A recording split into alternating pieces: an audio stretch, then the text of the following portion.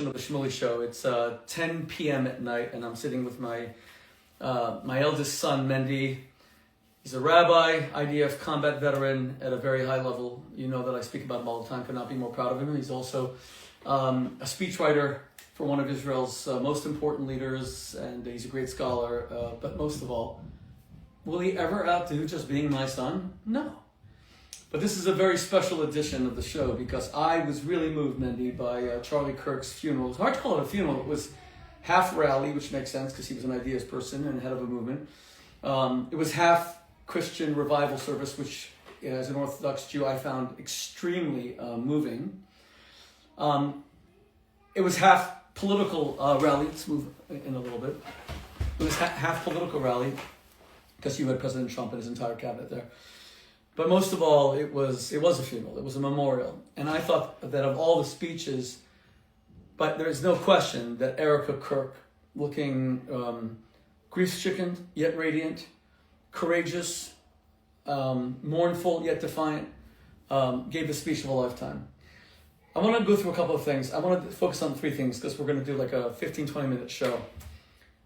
Number one, I want to focus on the fact that Tucker Carlson was there and gave a not-so-subtle rebuke that the Jews killed Jesus.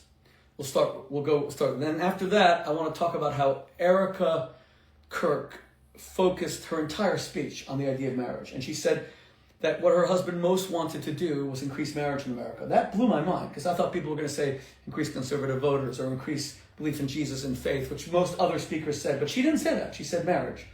And the third thing I want to focus on is when she said she forgives the murderer of her husband. Trump said he hates that guy and he hates his, and the whole, I wrote the book Kosher Hate, the whole idea of kosher hate versus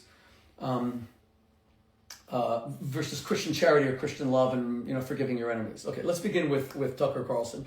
So Clandis Ovens wanted to, claim the legacy of Charlie Kirk the past few days. And she tried everything to do so with her regular thing, which is always anti-Semitism. How do you get the most attention? You accuse Jews of being murderers. So she said the Jews killed Charlie Kirk. Well, that was thrown out the window because everyone today spoke about the killer, the guy from Utah who did it. But it was also thrown out the window because she wasn't even invited. So with all of her saying how close she was to Charlie, and she said there were only 5 speakers, so that's why she wasn't invited. There were like 50 speakers, and she wasn't invited. So she's out. But it was really sad that Tucker Carlson did speak, and there's no question he took a swipe at the Jews, and he said, why did they kill Charlie Kirk? Well, go back 2,000 years. There's a guy speaking, Jesus, and they can't shut him up. So over Chumash, they decide, let's kill him.